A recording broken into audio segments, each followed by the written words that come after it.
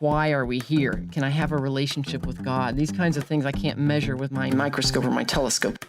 Hope deranges us. Hope breaks things and breaks things down. Christianity isn't some kind of self-help doctrine. It's not probiotics for the soul or something, you know? He was using the parable of the Good Samaritan to justify bombing Syria.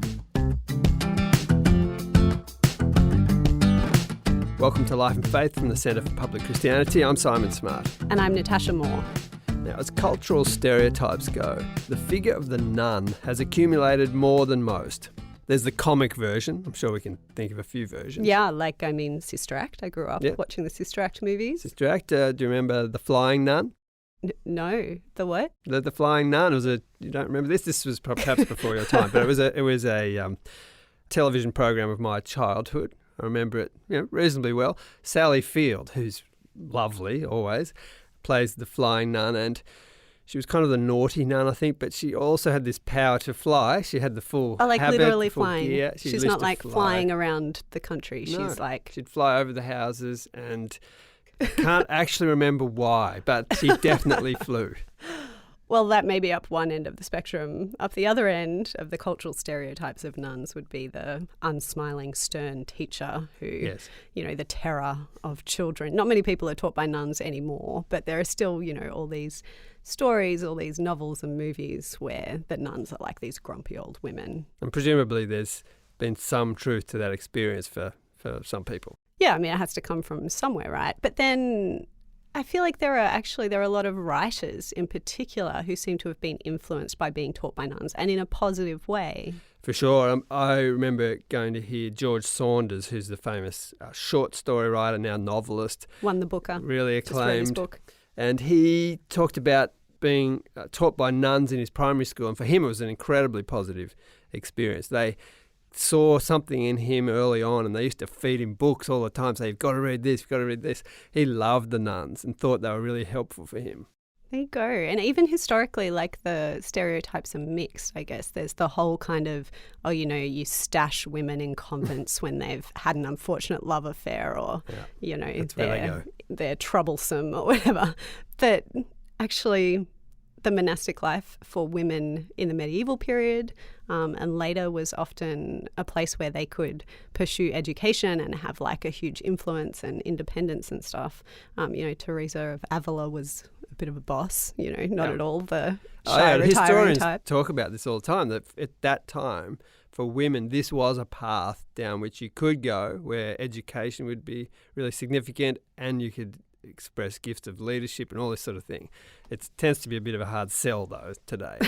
So have you had many personal interactions with nuns? Not really. Obviously I've spoken to nuns sometimes, but no, they've remained something of an oddity in my life. Not many experiences at all. How about you? Well, I'm not sure I've ever talked to a nun until very recently when I met these two Sisters of Life. That is the name of their order. They were out here visiting, doing some events with the University of Notre Dame. So I went over to Notre Dame to meet them and to have a chat, and they were very much not like any of those stereotypes. Oh, they were young? They were young. They were also really, really happy.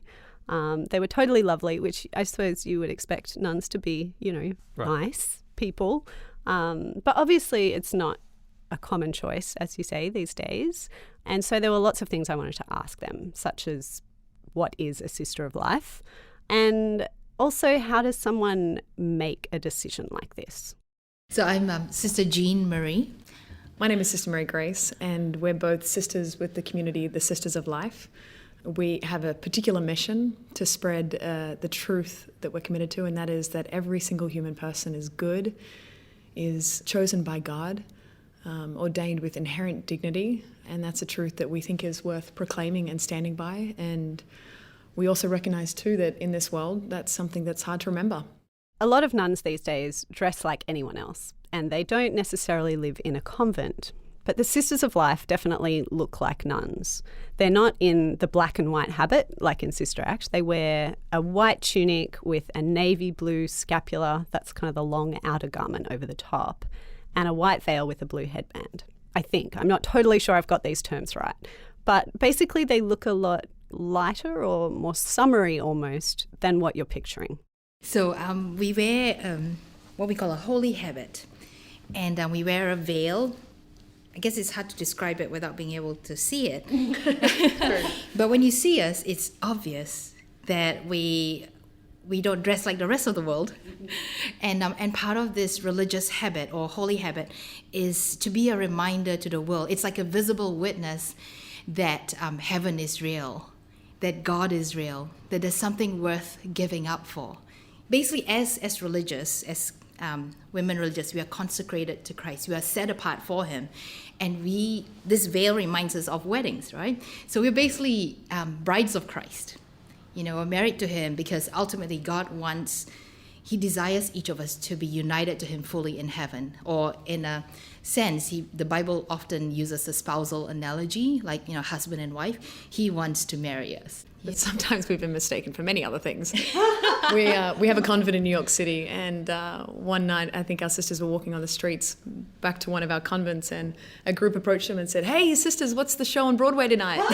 Just have no idea that you see a lot of things in New York, and we're just part of it. Yes. And then when we were in Sydney too, like a little girl boarded a bus one day when there were a few of us on a bus and said, "Look, Mum, all these women are getting married today." So it's a sight unseen. Not many people see it before, and it's not always easy to see or understand why we're wearing it for what purpose. But it's very much shaped like that of a wedding dress. So we have, as Sister said, like a veil, and really in the essence of it is that we're trying to, as Sister said, be a witness that God is real, that there is a greater being that cares, and actually a greater being that cares a lot, so much that He would love a human person like the love of a man and a woman on their wedding day, that God's love is actually that personal and powerful. This came up a lot in our conversation, this Brides of Christ idea. Like the TV show, though, to be honest, I don't remember the TV show Brides of Christ, but people talk about it. I've heard of it. No, I haven't seen it either. But this idea of the bride of Christ, I must admit it's a bit of a strange concept to me. But it comes from the Bible, of course, where it's an image of the church or God's people being loved by Him in the way a husband loves his wife, a devoted husband. So I'm interested to hear more from the sisters on what the concept means for their lives. Was this something they always wanted to be or to do? No, not at all. For both of them, actually, this was a very foreign concept growing up. It's been quite a journey. Here's Sister Jean Marie.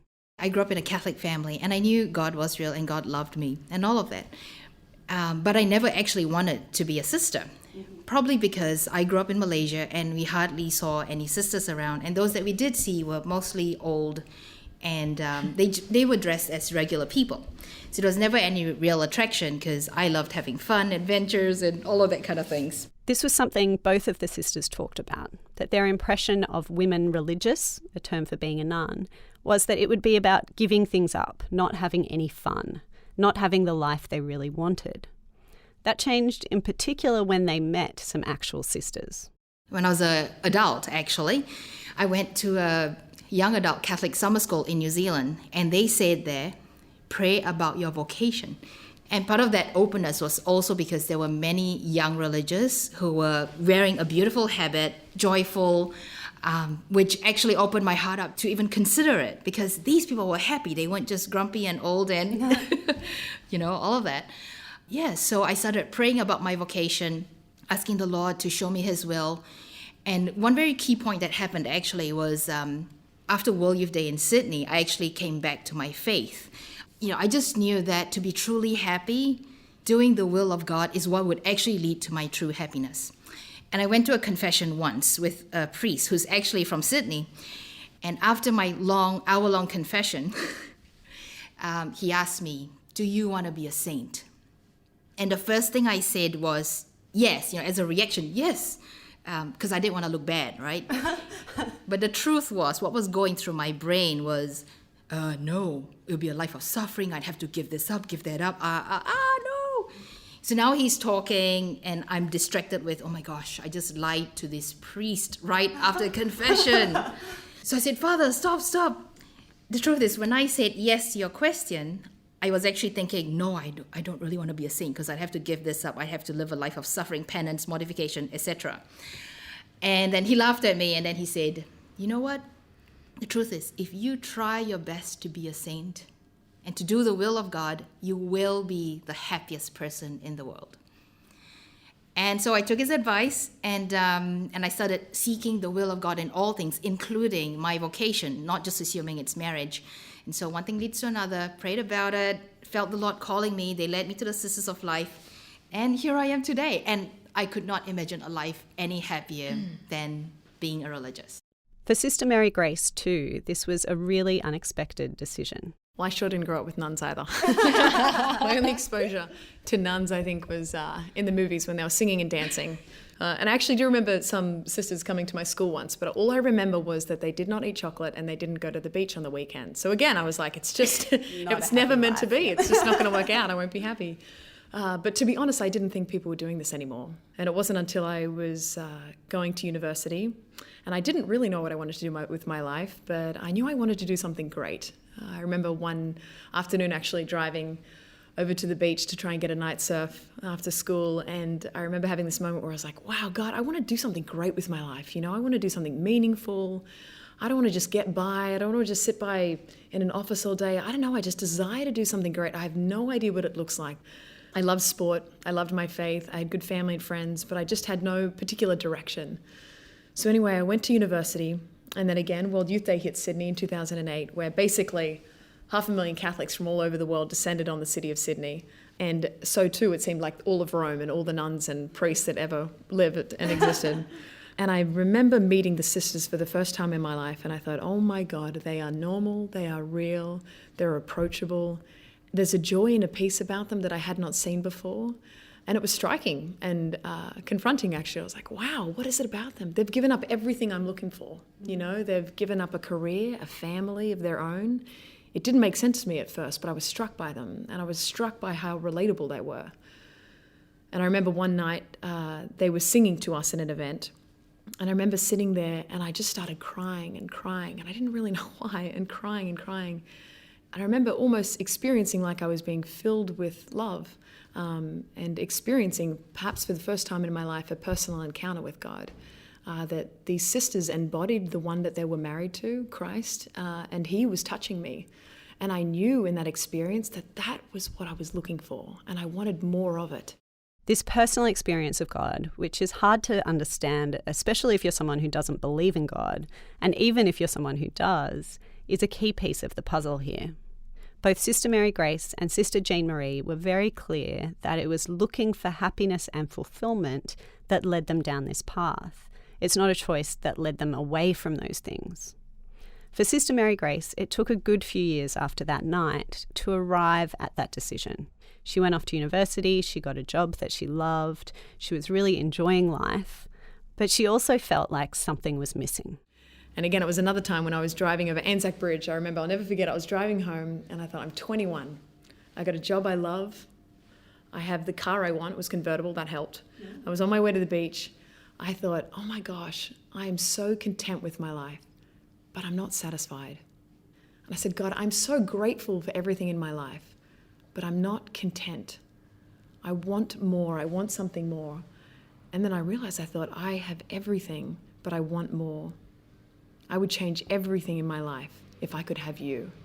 And I was like, oh, mouse slap. Like, oh my gosh, what is that? And I was taken back to that moment at university where I was like, something happened there where I experienced a love inside of me that I hadn't experienced before, and I wanted more of it, and it hadn't left me 3 or 5 years later. So I began to contact the sisters and try and figure this whole sister thing out, and I was in contact with the sisters for a while. And then I eventually went over to New York. I didn't tell anyone I was going. No, the last thing people thought I was doing, visiting New York for a month, was to visit a convent. So I thought I was safe and secure.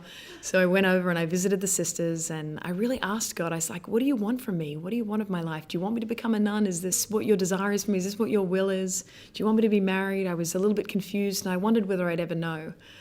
And it wasn't until finally one night when I was sitting in prayer and just asking God, for the first time I was really real with him, and I said, Lord, I was like, God, I want to love you like these sisters love you. I want to serve you like they serve you. I want to belong to you like they belong to you. That's what I want. As crazy and as obscure as that sounds, I want this. And I really felt like he said to me, in a very simple and normal way, like a thought that passing over my head, what if what you want is what I want, and what I want is what you want for your life? And I realized immediately, wow, everything that God desires of your heart and mine, and the deepest desires of my heart, and what God wants for us are not two separate things that we need to figure out and like force to go together. But God's deepest desires for us and what will make us truly happy are the same. And that he desires us to be fulfilled. He wants us to know his love. He wants us to live freely and fully alive. And when I realized that, immediately the fear left me. And I thought, I have nothing to be afraid of in asking God what he wants for me, because he wants me happy. And I can follow my heart and I can listen to it because he'll lead me that path. Now, of course, again, I had a lot of difficult decisions to make and tough challenges to face. And one of them was leaving my country, Sydney, Australia. I mean, you can't get much better than Sydney, Australia. I mean, I went from the beach to the Bronx. That just doesn't happen overnight. I mean, I switched my thongs to black school shoes. These things don't happen lightly. Love intervened in my life, and I came to know God as love and someone who is personal and wants to be involved in my life. And when I knew that, like anyone who falls in love, you're capable of doing things that you never thought you could do before. And that's what led me here.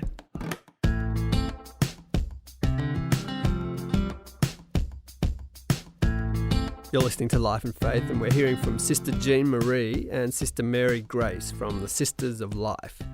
They've taken very countercultural vows of poverty, chastity and obedience. It's hard to imagine a choice that goes more against the grain of our time.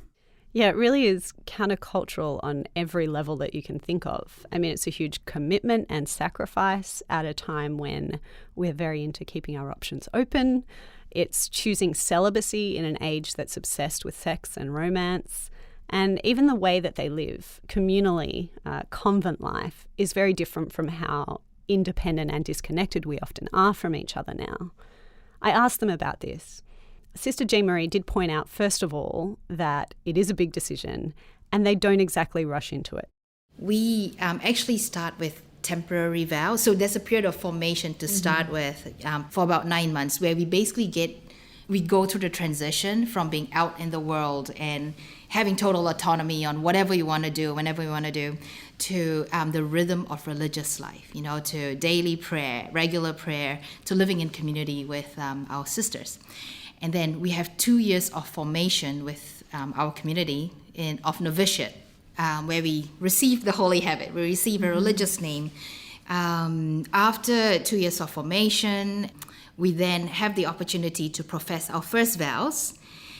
And for us, we profess 3 years. Initially, it's a 3-year period. And then at the end of 3 years, there's opportunity to, if you're invited, to renew our vows for another 2 years. So as you can see, Trial period. probation, that's right, because it is a big decision, as you said, it is for the rest of our life when we profess final vows. So it's a minimum, I guess, approximately 8 years before we would profess final vows. And for us, when we do profess final vows, we actually receive a wedding ring. It's till death do we part. So in that sense, it is very beautiful, because the church knows that it is a big decision and it takes time to really grow and deepen and really discover the Lord's plan in its fullness for us. And no time spent in a convent is ever wasted, because we grow so much. We receive so many graces. So do people leave? Yeah, basically from the moment we enter until we profess final vows, Which is like a wedding day. which is like the big wedding day, which is about an 8-year period. That whole period is a time of discernment, of seeking deeper. What is the Lord calling me to? Is he calling me to give myself definitively? And this whole 8 years, I guess, is a period of really coming to that certainty that, yes, Jesus is calling me to be perpetually his bride, as a religious sister in this order, or not. Yeah, so people do leave up to that stage. Yeah. And I think love desires to commit. Love desires to focus on someone ultimately. Love is relational. And I just recently professed what we call first vows, which is probably like the first big commitment with the community, where you, as Sister Jean said, profess vows of poverty, chastity, and obedience, which really is poverty to be poor, to depend on God for everything. It's ways of living like Christ, to be chaste, to love, to let the love of God be our only love, to let Him fulfill all our desires, and obedience, to obey what the Father asks of us, because what the Father intends of us is always good and for us.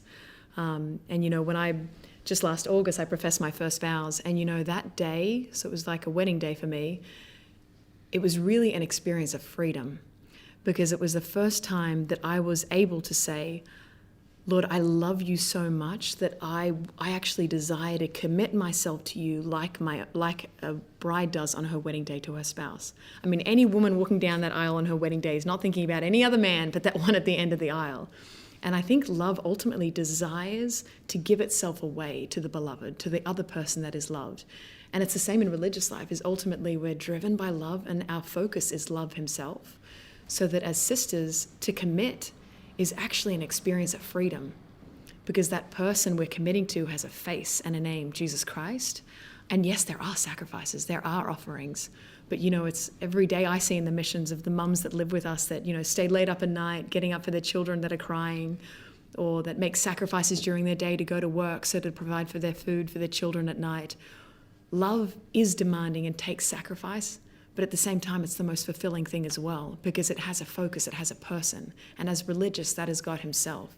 The wedding language is so interesting here, because this is another very countercultural thing about the choices you've made, is that, like our culture, every rom-com tells you that a romantic relationship and sex are the most fulfilling thing. Like, you won't be fulfilled as a human without those things. How do you respond to that? How do you give that up and give up the possibility of that and be cool with that? I think the most beautiful thing is that I have been amazed by what I have been invited to take on. That is what struck me, that, before I knew religious, to me, religious seemed like the women that said no, that said no pleasure, no fun, it's going to be a tough, hard life, I love God, so I'm going to say no to anything other than anything that has to pertain to God. And it has been the most surprising experience to see that as religious, we take on so much more. Yes, God asks us to set aside perhaps the possibility of having our own family, to take on his family. He asks us not to marry another man on this earth so that we can take on him as our spouse, that he will provide for me, that he will actually satisfy those very deepest desires that I have as a woman, to be fulfilled, to be loved, to be treasured, to be chosen, to be noticed. And he fulfills it, and those desires he placed in every human heart, in yours and mine, he desires to fulfill through the beautiful marriages that we've come from, the families that have brought us up. But as religious, God calls us to himself, and he satisfies them over and abundantly. And I can only say that by the joy that I've experienced already, that I have lacked nothing and only taken on more than what I even expected to receive in this life. In terms of giving up, what looks like giving up, I know the world so says, like, how can you give up all the good things that God has given us? But ultimately, what we are called to as human beings is to love God, to love others, and to receive God's love and to receive the love of others. And we're all called to chastity, to a pure kind of love, to look at others and to desire to love them in the sense of desiring the true good of that person. And the opposite of love is not hate, as we usually think, but is use. I think our culture has so much experienced this confusing love with use and feeling used. And that life of, I guess, the pleasures of the world, it never leaves us fulfilled. It leaves us only wanting more, or feeling used, or feeling cheated when the relationship ends. So do you only work with women who believe what you believe? Absolutely not. No, we have the whole world in our convents. It's yes. Beautiful. Yeah, we have. We don't limit those who come into our care, whoever is in need. And how do you help them? Tell me about your work. Oh, okay. Well, one of our major missions is what we call the visitation mission. And it's based on the mystery of the visitation in the Bible, where Mary, after she has conceived Christ in her womb, she visits Elizabeth, her cousin, and she basically brings Christ to her cousin, So she brings God to the world, to people. And so in the visitation mission, women who are pregnant and who are in need and often also vulnerable to abortion actually come to us.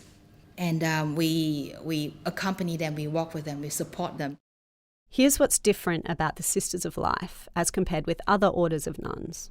The fourth vow they take, after the standard poverty, chastity, obedience, is to protect and enhance the sacredness of human life. This means lots of different things, but they have a focus that the political term for this is pro-life. That term often carries connotations of something judgmental and restrictive, of wanting to control women. And the sisters want to challenge that equation. Here's Sister Mary Grace. It's funny, I was just in line for a bathroom recently, which, as you know, us women, we have great conversations in those places. Good things happen. Well, I was in the line for a bathroom and a woman tapped me on the shoulder and she said, "Oh, hi, sister. What kind of sister are you?" And I said, "Oh, I'm a sister of life." And she said, "Oh, I know you." She said, "You're the radical anti-choice nuns."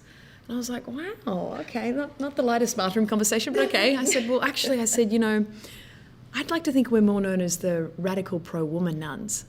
And she wasn't quite convinced and a little bit confused at what I had said. And I said, it's often choice that we see women are deprived of when they find themselves in unexpected pregnancies. A lot of the women will come to us and say, "I feel like I have no choice." Or they'll go through with an abortion and say, "I feel like I had no other choice, that was all I had." And we simply stand with solidarity with women that are in difficult situations, that find themselves pregnant or in unideal situations, and we stand with them in their place and say, "Hey, you can do this. There are resources and support for you. There are other options. You have the courage and the freedom to make a choice, and we'll be with you and we'll help you find a pathway through this fear so that you can be courageous and make a decision most suitable for you."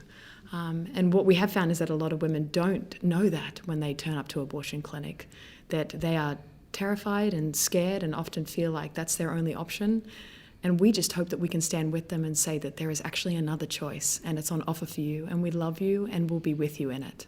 What if they choose the abortion? And many do. Many of the women that we walk with do. And it's a sorrow, and we continue to walk with them.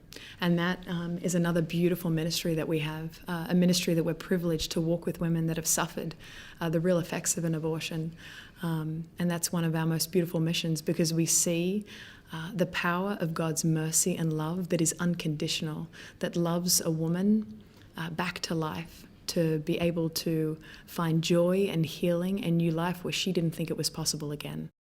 I asked Sister Jean Marie what that work looks like practically. So it could be materially with diapers, strollers, prams, etc.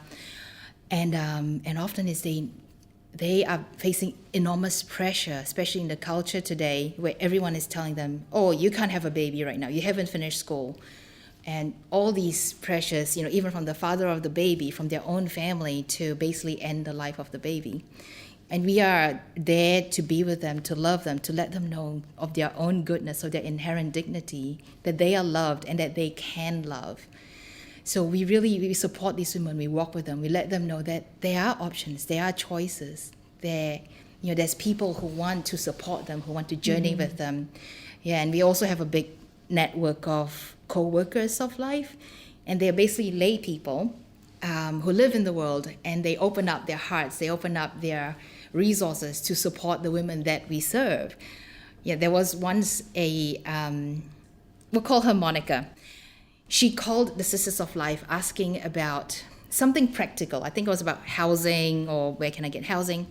And the sisters talking to her, and she asked her, "Oh, how many children do you have?" She says, "Oh, I have 3, and I'm 8 weeks pregnant, but I'm going to have an abortion tomorrow." And our sisters, a bit shocked, it's like, oh, okay. Wow, you're pregnant with your 4th one. That's beautiful. And, she tries to love her, let her know, "Oh, well, would you like to come in and talk to us? We support women who are pregnant and facing difficult decisions and situations. We'd love to have a, cookies chat with you." So Monica takes down our number and address, and she says, "Okay, I'll come see you in the morning before my abortion. Fine, I'll come talk to you all." right? And now the next morning she calls saying, you know what, I'm just too busy, I'm not going to come. I'll come see you afterwards. And she's going to come see us after her abortion appointment. And so our sisters, we send out faxes between convents to ask for prayer. So here we are sending out faxes. Everyone, please pray. So we're praying. Now, Monica, she leaves with her cousin. I think her cousin picks her up. She grabs her dress from the counter. And as she's driving, she arrives at our convent. She sees a sister walking out of the convent. She's like, oh no, she grabbed the wrong address. She grabbed the address of our convent. And so, by the grace of God, she came in. Instead of turning around and finding the proper address, she came into our convent and spoke to us. And what we do as sisters is, people sometimes think we try to convince people or have really good arguments to try to convince them to choose life. But really what we do is love the women. We talk to them, we find out their hopes and dreams. Mm-hmm. We let them open up their hearts, voice their concerns. Mm-hmm. And we're there to support them, we love them, we tell them they're not alone, that we are here with you. And anyway, by the end of that conversation, Monica chose life. So she decided to keep her baby. And now she knew she had to move out of New York because it's just not a conducive place to raise a family, plus all the pressures and the culture. And so she had family somewhere in Florida, I think, and so we're trying to help her. So when our sister sent out an email to our co-workers, within 15 minutes, someone emails back offering to purchase the flights through a frequent flyer for her and the family. So now the flights were sorted, and then someone else said, I have a house that's empty in Florida. I can provide it for the woman. Great, accommodation sorted. And then now, just before the move, she's prepared to leave all her things behind because, she can't shift everything so far on the flight. And then just before she's about to get rid of everything, another coworker contacts us saying, I am driving a truck to Florida of some sort, so I can pick up her things and bring them down to the house. And so it's just so beautiful to see the providence of God providing for the women we serve, and just, the trust. That allows the Lord to lavish His love on us. For Sister Jean Marie and for Sister Mary Grace, life is valuable in all its forms. Sitting with them, listening to them describe how they see the world and what they're doing in it, it was clear to me that they find themselves utterly loved by God and that they want other people to know they're loved as well. And we see that through the women we serve, whether they're in difficult pregnancies and struggling, needing help, or whether it's on retreats with young people, or whether it's walking on the streets, running into people on ferries or on trains, that when people are loved for who they are and that they know the truth of themselves and how good they are and how loved they are by God, that they become truly themselves. And especially when they've experienced some kind of hurt or wounds or they've had a tough life, this truth enables them to be themselves and to dream again in times in their lives when they didn't think they could, to believe again that new beginnings are always possible, and that there's a future ahead. So we have a beautiful work, and it's a privilege to be sisters. This has been Life and Faith from the Centre for Public Christianity. I'm Simon Smart, and Natasha's been speaking with Sister Jean Marie and Sister Mary Grace, Sisters of Life, who were in Sydney recently visiting the University of Notre Dame. We have a new episode of Life and Faith out every week, so if you liked this conversation, do subscribe to the podcast, leave us a rating or review, and spread the word to others who you think would like it as well. Next week... Actually, I think the voice of authentic philosophy is being lost in the babble that is popular science, popular psychology, popular history, but then just the chatter of social media. So I think philosophy has to work to recover its authority, and part of the way of doing that is to demonstrate the inadequacies of these other things. Not the inadequacy of science, but the inadequacy of the idea that science can be the answer to everything.